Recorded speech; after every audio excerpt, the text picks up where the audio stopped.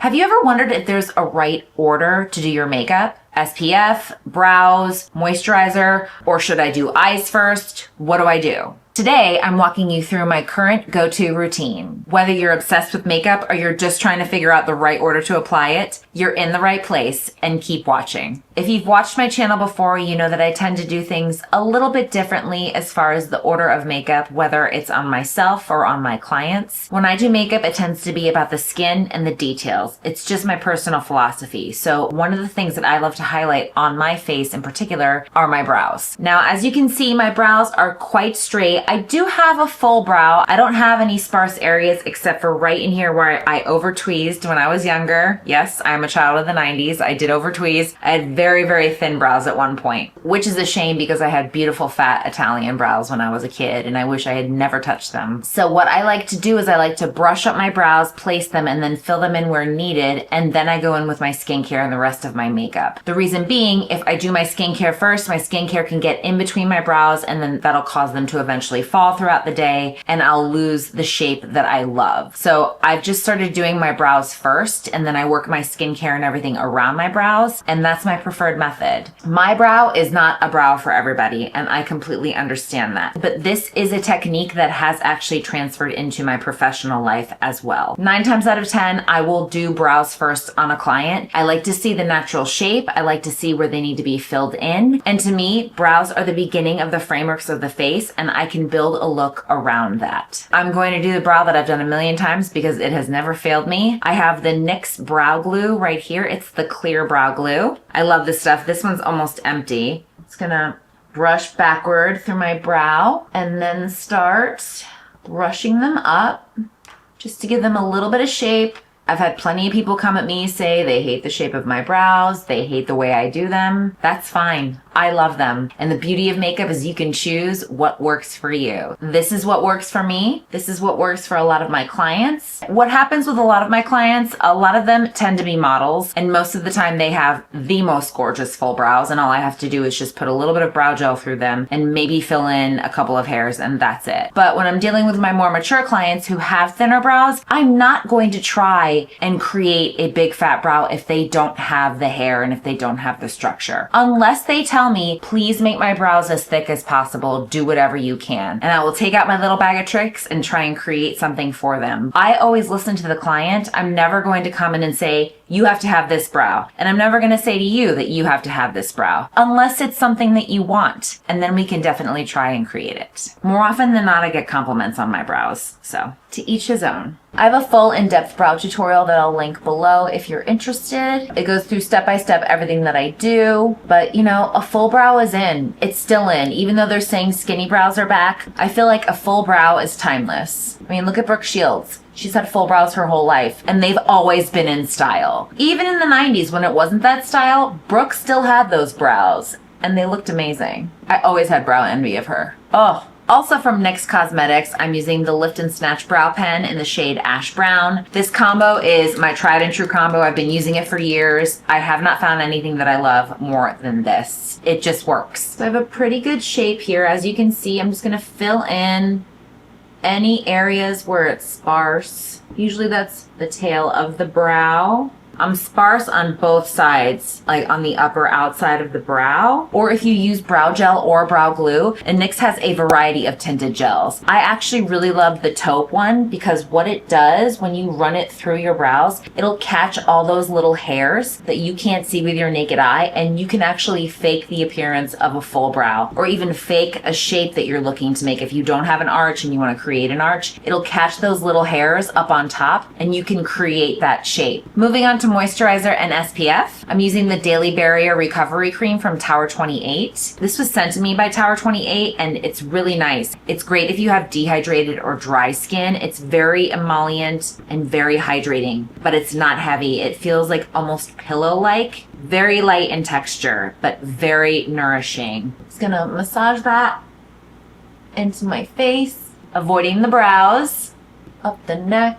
It soaks in fairly quickly for a moisturizer that's as hydrating as this is. You would think it'd be really heavy and kind of thick on the skin, but it's not. For this tutorial, I am going to use eye cream. You don't need eye cream, but I've been using this one underneath my makeup and I've been really loving the finish that it gives. It's the Return Eye Concentrate from U Beauty. This works gorgeous under makeup. I love the results. All you need is like half a pump.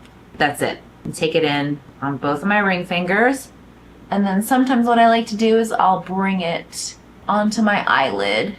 I don't have oily eyelids, so I can get away with this, but if you do have oily eyelids, you might want to skip putting it on the eyelid or skip eye cream altogether because it might make your mascara or your eye makeup transfer. The eye cream is suitable for all skin types, as is the moisturizer that I use, but use your own personal discretion. If you know that makeup slides off your face already, maybe don't use an eye cream. For SPF, I'm using the Skin Medica Mineral Shield. This is an SPF 35. It's great for post-procedure skin and sensitive skin as well. It's 100% mineral sunscreen, so it's going to leave a little bit of a white cast, but it should rub in. No matter what your skincare routine is though, you will always end with SPF. It's always the last step in your skincare routine before you put on makeup, or just the last step in your skincare routine before you head out the door. I will admit I did not wear it as much as I should have when I was in my 20s or even in my early 30s. Now that I live in Southern California, I wear it religiously. Now I'm going to start with my base, which you would think is the next natural step as far as doing makeup. But if you're planning on doing any kind of eye look, especially a smoky eye where you're going to be using a lot of powder products, I would strongly urge you to do the smoky eye first. More than likely, you will end up getting a lot of fallout on your face from those powder shadows, and it's going to mess up the complexion that you worked so hard to achieve. The plus side of doing your eye makeup first is that it gives the skin even more time to absorb the moisturizer, settle in, and get ready for whatever you're going to put on top of it. I'm not doing a smoky eye today. We're doing an eye look, but nothing crazy, so I'm going to go straight into my base. I'm also not using a primer today because I have found that a lot of times it doesn't play well with my skin type or with my foundation. In some cases, I've found that it can actually make the makeup break down even faster. If you want a deeper dive into why I tend to skip primer, check out my video right here. So I've been experimenting with underpainting lately and I've been really loving it. One of the biggest reasons is, besides the fact that I love blush, is that I have all of these gorgeous, bright,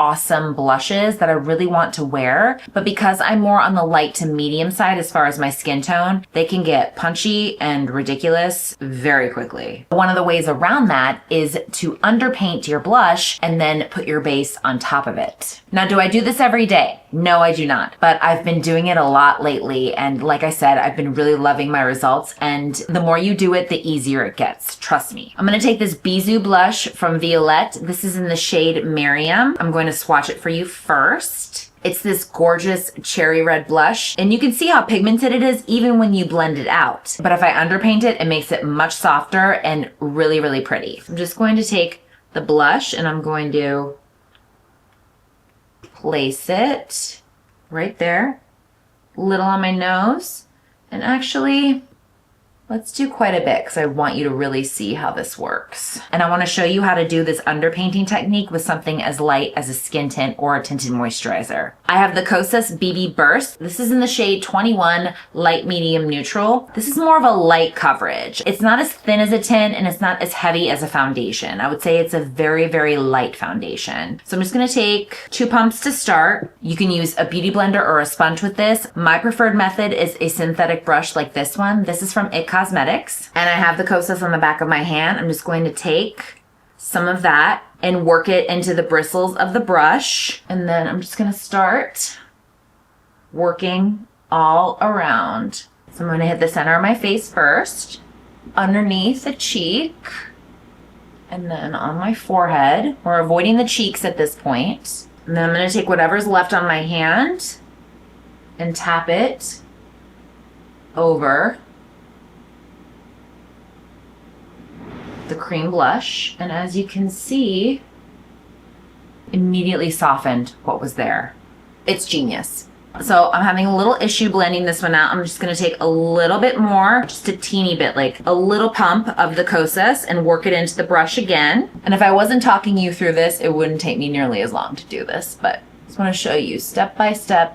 Get over the nose. Look at that flush. Isn't that gorgeous? The thing I love about underpainting is that it doesn't look like I'm wearing blush. The blush is underneath, so it looks like it's coming from within. It doesn't look blushy or makeup-y. Now we're gonna walk away from skin for a second and work on the eyes. I'm thinking I should do my eyes first, see how the whole look is coming together, and if I need a little bit of bronzer and contour, I can do that at the very end. I just want to take a little bit of concealer and place it on my eyelids. I like to do this because it helps to cancel out any of the darkness or discoloration that I have on my eyelids. And then it also preps the area for whatever I'm going to put on top of it, whether it's a cream shadow or a powder eyeshadow or nothing at all. It just depends. I'm taking a Kazette 175 brush. It's just a fluffy brush into the concealer, and I'm going to sweep it all over up to my brow.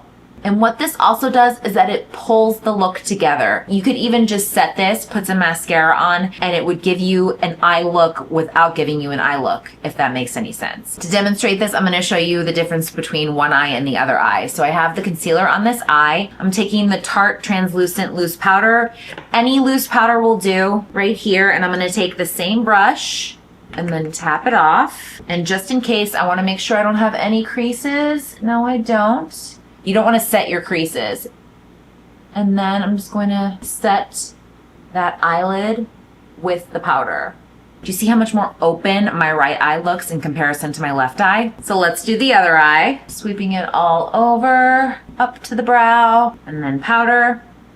In the interest of keeping the eye makeup really easy and really quick, I recommend to use a single shadow, whether that's a cream shadow or a powder shadow. I have the Jane Iredale eyeshadow stick. This is in the shade Bronze. One of the reasons I recommend an eyeshadow stick is because they are so easy, they're so quick. You can smudge it on your eyelid, blend it out, put mascara on, and you have an eye look. The thing I love about these, I'm just gonna apply it. Besides the fact that it's easy and quick, they're beginner friendly. You really can't mess this up. And I'm taking a clean brush. This is a MAC 217.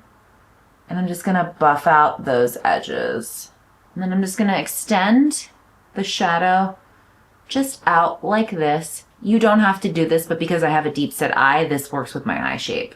This brand is not the only one that has great eyeshadow sticks. Urban Decay just came out with a whole line of naked eyeshadow sticks. They're all in neutral colors and they're so beautiful. But Bobbi Brown has them, Laura Mercier has them, Victoria Beckham has them. They call them eyewear, which I love. I think that's so cute. I'm also actually gonna run a little of this under my eyes. I haven't done concealer yet. I'm not worried about it.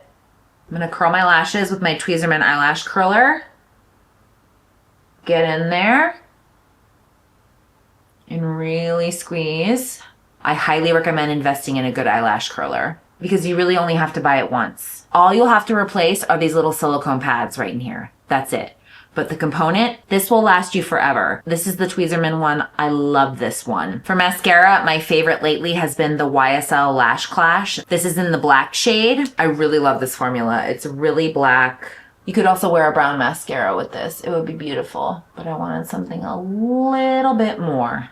Now after this, you can really decide where you want to go with the makeup. The blush is still peeking through from my underpainting and I really love that effect, but I think I want to do a little bit of bronzing, just a little, and I also need to do some concealer. Now I don't always do my concealer after I do my eye makeup, but sometimes that's just how it goes. The idea behind this is seeing how the makeup evolves and how we want it to look. I don't want there to be a ton of concealer under my eyes when the rest of the makeup looks really fresh and balanced. So I'm going to take my bronze lowlighter from Rodial Beauty. This is a liquid bronzer. It's very sheer and it's super forgiving. I'm going to take a little bit of it on the back of my hand and I'm going to grab this brush from Real Techniques. This is the tapered cheek brush, tapered on top, hence its name. And I'm going to work the bronzer into the brush so it really saturates those bristles. And then I'm just going to lightly sculpt, add a little to my forehead.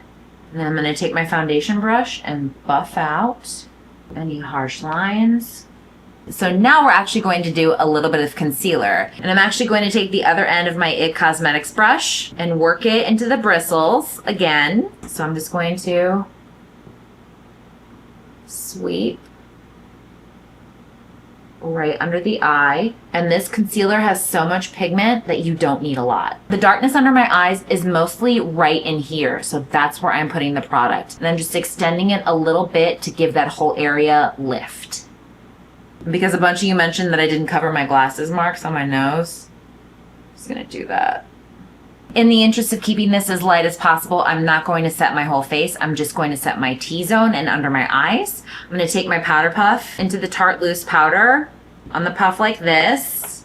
And then I'm going to tap it into my hand, work off the excess. I'm just going to press underneath the eye, around the nose, forehead, and the chin, leaving all the cream products intact. For lips, I'm just going to line them very lightly. This is Wherever Walnut from Makeup Forever. Side of the pencil, so I'm kind of running it along the side like this. So we're creating a line, but it's not super hard. This on its own is so pretty. I love using liners as lip looks because it keeps it really easy. I'm actually going to take the cheek color, this is Miriam, on my finger. And I'm going to tap in just a little. And this is the full look. It isn't the only way to do your makeup. My routine tends to shift depending on the day or what kind of vibe I'm going for, but this has kind of been my go-to lately. I love going a little out of order, doing a little bit of the unexpected. Please let me know what you think in the comments below. If you picked up a new tip or if you have a particular order that you love to do, I'd love to hear it. Don't forget to hit the notification bell. Please like this video and subscribe for more content from me. Thank you so much for watching, and I will see you next week with a brand new video.